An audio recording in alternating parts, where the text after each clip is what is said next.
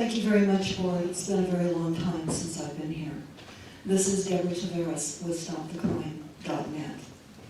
I say that because there is a very significant YouTube there on Stop the Crime. And one of the reasons why I was not here for 2.5 years. I used to be a regular attendee here. But Pacific Gas and Electric was intercepted with a download of documents professing the fact that they were going to be using directed energy weapons, satellite-based, on Sonoma County. That has been up on YouTube with a plan to burn up Northern California. We discovered that Pacific Gas and Electric is operated by and large by Rothschild. Rothschild owns Weather Central and also has a large hand in weather modification globally. And I'm so sad to be here today because I have family members that lost homes. And I live in a county that I call home that is being literally overrun by a power that has not yet been discussed. And I'm horrified and sad to be here right now. Very sad. But the plan to burn up Northern California was real. It was your first early warning. And they were emails that were sent to other government officials knew about this. And I would ask you, please, to watch the YouTube, listen to it, because the second plan of burning up Northern California hasn't yet happened, but it will. It will happen. So Pacific Gas and Electric is Rothschild. Everybody listening can type in PG&E followed by Rothschild. You can also type in Edison International in Southern California followed by Rothschild. You will in fact find out that Rothschild is behind all of the utilities nationwide. This is why our grid is not hardened up against an EMP, electromagnetic pulse. We are literally here as a country and a society, and here in Northern California and elsewhere, at the hands of something larger than what we realize. And I was quieted for 2.5 years. That's why I haven't been here. But I'm here now, and I'm just telling you this. You had an early warning, but you didn't pay heed. It was too outrageous and too outlandish to believe that it was real, but it was. Deborah Taveras, Stop the Crime. Thank you. Okay, Mr. Colangelo? This is Jamie Lee. I'm here with Deborah Taveras, and we're at the 575 Administration Boulevard, or Road, the administration building that's holding a meeting today. And here's Deborah Taveras, who's been attending the meeting all morning. And we want to get a little bit of what she's seen. It's been a pretty incredible morning. But before we start that, Deborah, why don't you hold up the newspaper from this morning of the Press Democrat and open it up there, just unfold it. And what they're showing here is that they found archaeological, historical native Pomo artifacts in the, I don't know if it's Coffee Park or Fountain Grove, but effectively this will become a historical site where they won't be allowed to rebuild based on Native American history. And so this is another way they're going to keep people from reoccupying the land. In Glen Ellen. Glen Ellen it is. And we expect to see more of these finds come out. So Deborah, what did you see today in being there for the first 3 hours of this full-on meeting that includes a bunch of media, Board of Supervisors, FEMA, and who else is here? Okay, so I'm here today because we received a media advisory of this meeting held in at the Sonoma County Board of Supervisors. And it says they invite community members to attend and provide input to guide post-fire recovery efforts at a workshop on infrastructure today, Tuesday, February the 27th, 2018. And there will be other local, state, and federal officials will be taking part as well. So they talk about the topics that will be discussed to include and prepare for a resilient city. It's all about resiliency, fire safety, utility infrastructure, and strengthening and improving our community warning programs. So I want to go over some of the things that I heard in this meeting. It's very diabolical. All the perpetrators of this event are here.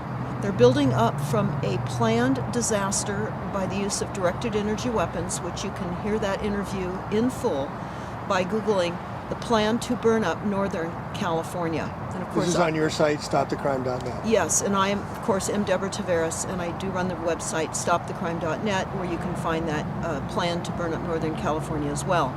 But the agenda here today by the perpetrators here in Northern California was to again discuss the community warning program, preparing for a more resilient county. Now, for many of you, I've reported on resilient cities. I would recommend that you go to the YouTube Kill Cities by Rothschild and Rockefeller to understand what resilient planning is all about in your town. This is happening here in Sonoma County, but it's an extension of UN Agenda 21 policies and all the policies in your cities to reduce greenhouse gas emissions. And they're talking about fire safety, utility infrastructure, impact on fire infrastructure, and a discussion. Now, I was able to speak for 2.5 minutes in the first session today, and I told them their first early warning sign was from the emails that Pacific Gas and Electric and PG&E sent 3 years ago, and that it had been out on the internet, and they didn't attend to this. There was no attention paid to this. It was too outlandish to have PG&E and Pacific Gas and Electric talk about the use of satellite lasers on Northern California. And specifically, they said Sebastopol, which is, of course, in Northern California. But there is a second plan on that discussion, the plan to burn up Northern California too, and I advise them that that has not yet happened, but it will. So I would urge everybody to listen to the entire 2-hour presentation. It covers 2 radio shows on the Jefference Radio Network, of which I was affiliated with at the time. But today's meeting is diabolical. This is really like a deadly computer game going live. What do I mean by that? Well, they're talking about deploying cameras throughout this area. They say that it will take about 30 cameras, 20 to 30 cameras. They will have a 150-mile range.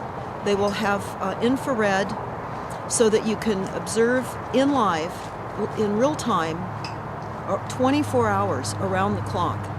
And they say that it will be a hardened network, and it will be tied up and connected to Amazon in the cloud.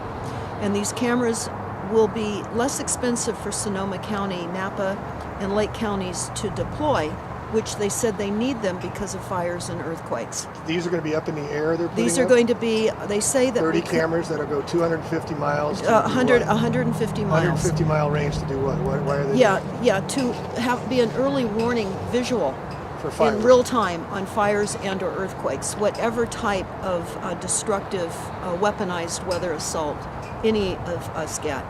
These cameras will show them in real time. They say that the first responders will know in real time where to go.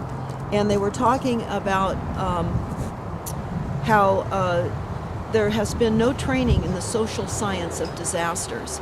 And one city council member said that we need to have a monthly training session with all the public here, much like they had in San Francisco years ago with a drop, tuck, and cover.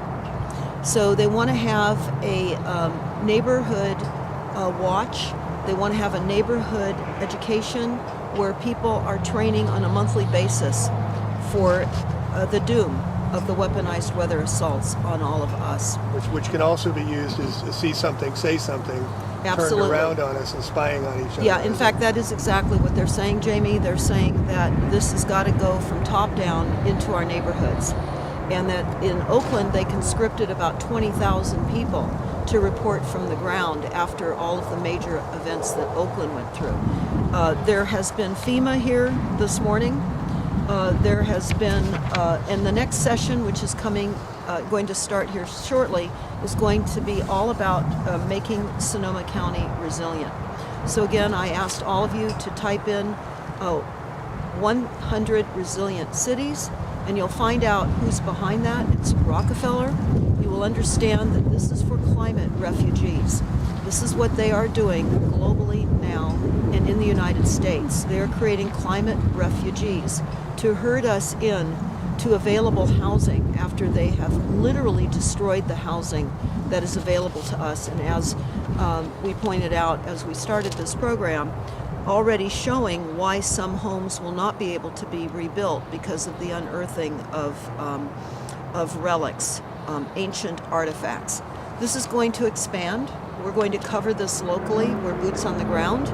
We're coming live right now. Again, today is a very monumental day here in Sonoma County. We will be posting this entire meeting on stopthecrime.net so that you can watch it in segments. It is something extremely important. I realize that it is a long post, but there are segments in it that all of you need to take the time to watch and listen, because this is headed to you. And this is as a result of a weaponized weather assault. And that is now the new norm, increased weaponized weather assaults. We have been told that fire season in California will no longer be just a fire season as it had been in the past. It will be all year long. And we know certainly with the plan to burn up Northern California, how they're doing that with killing the trees, with all the toxins from the chemtrailing, the drought that they keep us perpetually in, and we're in a drought again right now. Greatest drought in the history of California. Last year was the greatest rains and snow, followed previously by the greatest droughts. And this last summer was record temperatures, and then we got torched out. So we're under attack here. Deborah, PG&E is Pacific Gas and Electric, our local electrical power supply. Can you speak and talk to me what you talked about last night with me about the documentation on our homeowners' bills with PG&E about the EMF frequencies? Yes, actually, I will be putting that up on stopthecrime.net, but the bill inserts in our monthly billing with Pacific Gas and Electric and also Southern California Edison. Any of you listening right now can just type in and look at your bill inserts online about the explanation of EMF, electromagnetic frequencies. They describe electromagnetic frequencies as something that is common to our use of electricity and appliances, etc. They are saying that the health deficits of electromagnetic frequencies is inconclusive by international, national, and California standards. While they say there's no known health effects or problems from the electromagnetic frequencies, they then negate what they say by saying, but it is inconclusive, and consensus requires that they continue to review the subject. So what is happening in our bills is the admission from our electric companies and gas companies that they are saying that it in fact does cause health damage.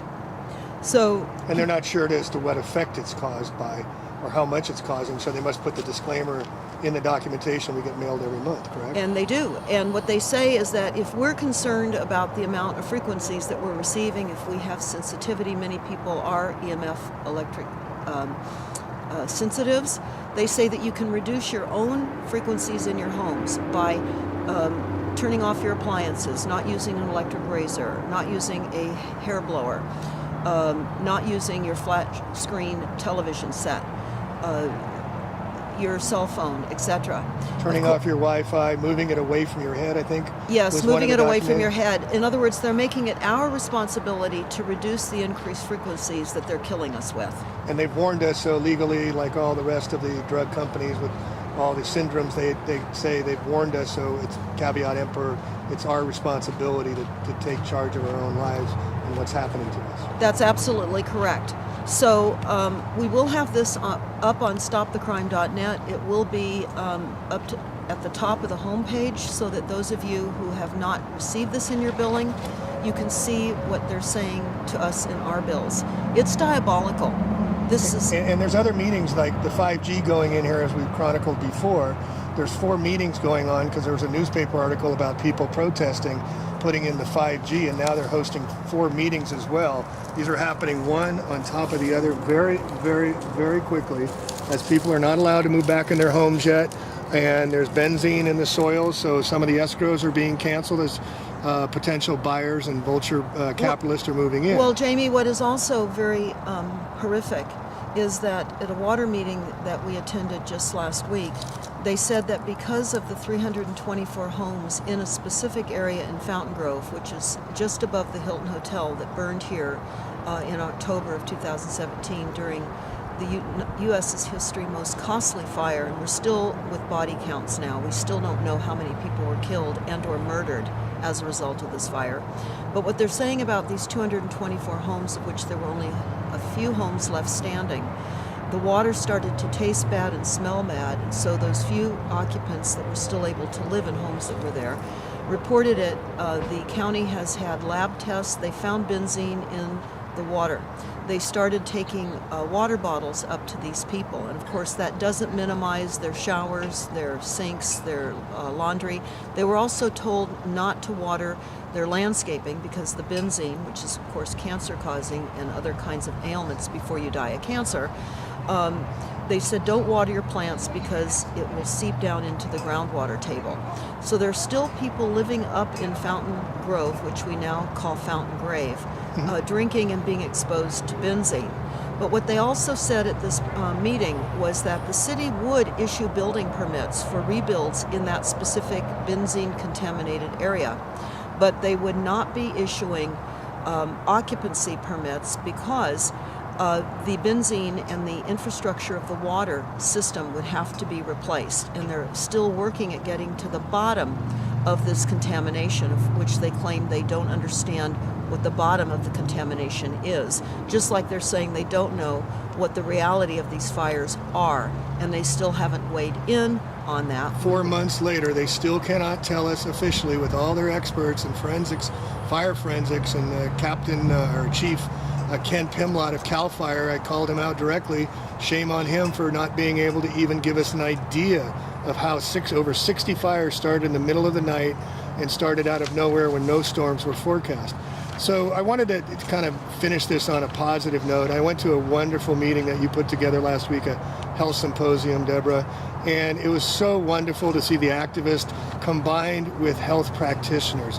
We had holistic people, we had crystal people, we had holistic herbal medicines, we had salad masters, a wonderful gal doing cooking classes, which we're going to do ourselves on using non-toxic cookware, which I didn't know anything about, and that was very educational. But it was a wonderful way to bring communities together. And you know, we talk a lot about dark and doom and gloom, but there are solutions of what we can do. And I saw that last week and got very encouraged and very empowered to see. We talked about activism and what was going on, but we had a solution based of how you can use zeolite, you can use thermaline, you can use shungite. I just went down after the talk and got some shungite for my son and for myself, and crystals for energy healing as well. And preventing the assaults of electromagnetic frequencies on our homes and to our bodies. Crystals are extremely important.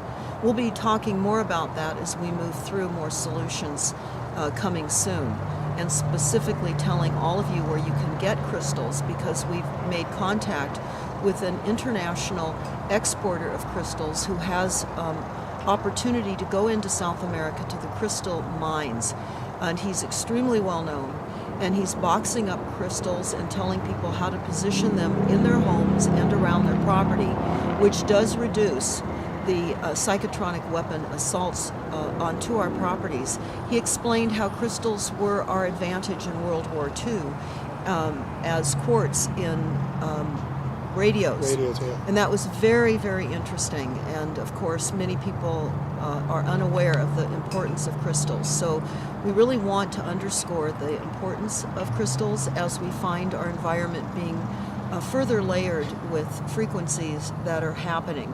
What we're also noticing is that the Verizon assault with putting in these additional frequencies throughout our communities is happening throughout the county. In fact, you will find that generally these types of agendas start going through the country. When we first discovered the deployment of the smart meters, it was not just here in Northern California or Southern California. We just happened to notice it when it was already 75% deployed upon us with smart meters. So what you need to do is you need to look and find out what your city is doing with engaging your utility companies or your wireless companies to deploy streetlights, to deploy additional additives to all of your existing infrastructure, to prevent dropped cell calls. That's how they'll promote And this. faster downloads of your videos, blah, blah, blah. Yes, right? and of course, the frequencies are what is going to absolutely destroy our cellular makeup and cause massive genocide. We also have on StopTheCrime.net a new document. It's entitled Population Engineering and Climate Action. It's at the top of the website. I would recommend that you all download this and understand how the PSYOPs is being played out. But as Jamie pointed out, it's important to link together with solutions, and that's what we're trying to do here in between reporting during these horrific meetings that we attend. So really want to encourage everyone that's listening right now, we have to engage. We must engage. We can no longer sit quiet, and we need to go forward with the love and hope for humanity, because that's where it is right now. We need to do all we can in creating awareness. That is our legacy. That is what we are here now for and what we are here now to do. So thank you so very much for listening, and pass this information along far and wide. More importantly, I will leave you with this. We have primary water. We do not have a water shortage. This is the PSYOPs now being played out in Cape Town in South Africa. They've just extended the 0 day that they keep talking about, no more water. We discovered the PSYOPs being played here in Northern California in a town called Mountain House. Mountain House, about 4 years ago, was being shown throughout the United States as running out of water in 10 days. When our research team called some realtors in Mountain House, we discovered that they did not even know that their town was being used as a PSYOPs. So as we looked into it, we found that Mountain House was purchased by Sun Trust in the mid-90s. We researched Sun Trust, which was Rothschild. Mountain House was built as an UN Agenda 21 smart city, fully self-contained. It runs by CCNRs. It has a very peculiar city setup, and the financing for buying homes is through the USDA. And this was just really literally a town set up to create a PSYOPs on limited water resources. They got busted. So you need to understand, we don't have a water shortage. When you hear water shortages being discussed, you need to go out and get the information out about All right, primary so give me water. the elevator pitch on primary water. We did drill down 300 feet, and we got all the water we want. Is that? Well, no, actually, it surfaces. Primary Water Explained is a YouTube. Again, Primary Water Explained will tell you about the depths of water. It always surfaces. It's the process of hydrogen and oxygen. When that merges together, that creates vapor. It must surface as a water form. And it does here in California, and where you live as well, in hot and cold springs. Also geysers that spray up out of the ground endlessly, where oases appear in deserts, sometimes where it very seldom, if ever, rains. Also at the very top of these volcanic mountain peaks in Hawaii, where you see these beautiful cascading waterfalls continuing to flow endlessly. This is primary water. And they blew up the primary water amazing eighth wonder of the world called the Great Man-Made River Project that Muammar Gaddafi created Libya. for his people in Libya. That was blown off the map. You can type in the Great Man-Made Water Project and you can watch it being built in Libya. It was an amazing feat. And the Libyan people were given 75% of their water for free. Now keep in mind, this is pure, clean drinking water. We've only been taught about the secondary water cycle, which is rain and snowmelt. Rain and snowmelt is actually the process of the evaporation of primary water. So all of you need to know, we are floating on water. We are the water planet. And oftentimes we don't need to access it deeply, and sometimes we do. So again, Primary Water Explained is a good illustration on how you access water. So creating these false scarcities, we can make a scarcity, and we can control prices just like we do with the oil, now switching to batteries when we've had free energy for over 100 years with Tesla. And what I understand with the attacks on Libya, Gaddafi, there's a wonderful Muammar Gaddafi's manifesto. He had those people living in pleasure. They had free water, they Free had homes, free education. And it was a model for the future, and that's why they took him out. And he was just getting ready to back the dinar with gold. He wanted out of the Rothschild network. Just like Lincoln was going to back the greenback and Kennedy was going to switch to the dollar. They will not allow that to happen. And to segue into Bitcoin, they're allowing that to happen, so they want it to happen. It's not just rogue bunch of guys putting it out. They're going to a cryptocurrency and getting rid of the dollar bills, and then soon we'll have tattoos with our old datas on us and the rest of this. And the next segment, we're going to get into wetware. Yes, and I would urge all of you to go to primarywater.org. Share this site far and wide. Our children are getting very depressed, and I just was hearing this morning on the radio, Jamie, that they want 12-year-olds now to take a survey because they're seeing depression in children, and they want to start medicating them and having them go to seek psychiatric intervention. And of course, why not? Our children are being taught that there's just too many people using too much stuff, and that's not true. And we need to do all we can to raise our children up with the idea that the scarcity is not real. It's an entire psyops, building new markets up on top of false scientific realities. So we can do anything that's positive. It's to share the good news of water, plentiful, pure, clean, fresh drinking water. So we're going to be going back into this meeting shortly, and we'll have more to share as we roll into the afternoon here in what's left of Northern California. And I just wanted to add another thing with the water is grow your own food, folks. Teach your children how seeds work and where things come from. Get them as self-sufficient and as self-reliant, because as they're cutting down, we're going to have the market collapse. And when the market collapses, there's going to be a lot of poverty going on. They're already cutting 30% off mental health. They're kicking out the homeless again, cutting funding for everything. And this is while the Wall Street markets are doing extremely record highs. When the market's correct, which they're starting to do now, all of this will collapse. So we'll become self-sufficient, self-reliant, and join your community and join your neighbors. And I want to just take one moment here to thank a hero of mine, and that's Lou. Lou is on the cameras behind the scenes doing all the work, supporting Deborah and giving her the energy to come out here and providing the resources so you can see all this wonderful work this woman, this courageous woman is doing to help bring awareness, to help be the change we have to see. And please support Deborah at stopthecrime.net and do it yourself. It's not her doing the work that's going to make it better for everybody. It's all of us taking what she's doing and leveraging off it yourself in your own communities and in your own towns. Well, Jamie, while I appreciate the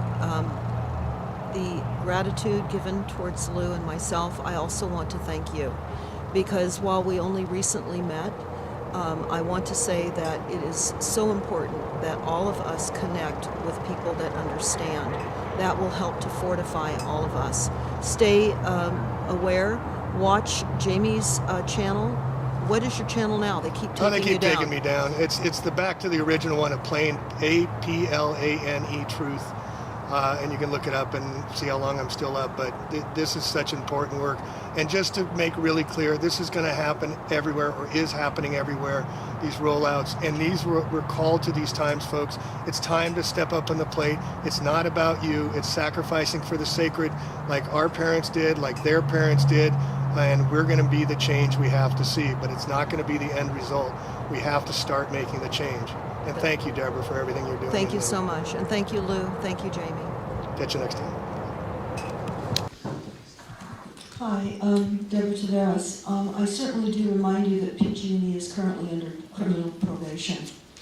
And Pacific Gas and Electric commiserated with the California Public Utility Commission in that email exchange about the laser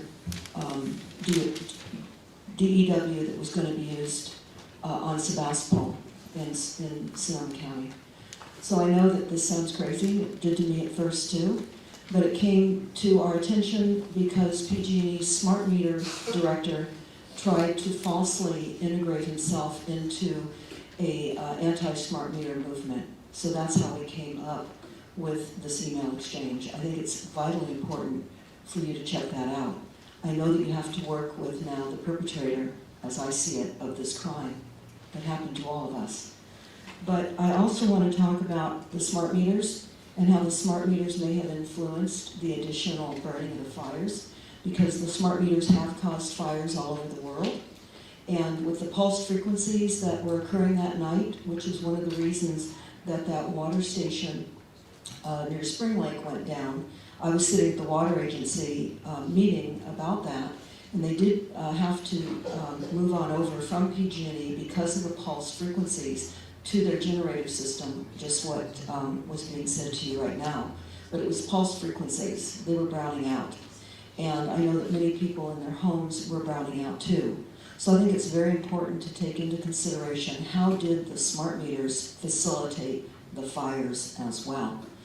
I'd be curious to know what PG&E knew on the 16th floor of their weather room. On the 16th floor of the PG&E buildings, they have a meteorologist and a weather station. I actually had the opportunity to tour that, so it does exist. I'd be interested in knowing what PG&E knew about the weather conditions themselves that night, being certainly that Rothschild was involved in Weather Central. Thank you for your comments. Mary Morrison, I have you next, followed by John Schenkel. Deborah, thank you very much for being here.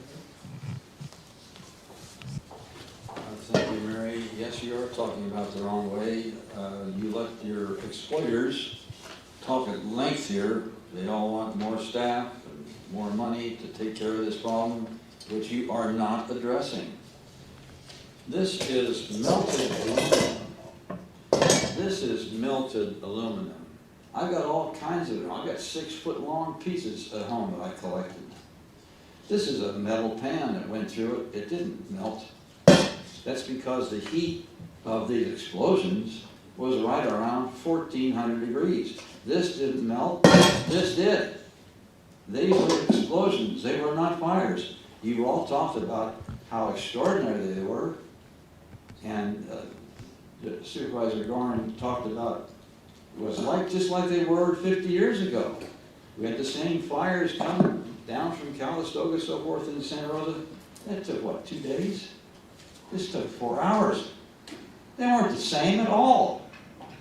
You've got to start facing reality here.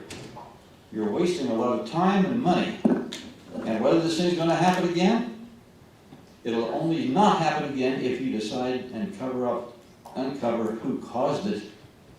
And I submit it was an attack on this county, so you wouldn't listen to Mary and I and others,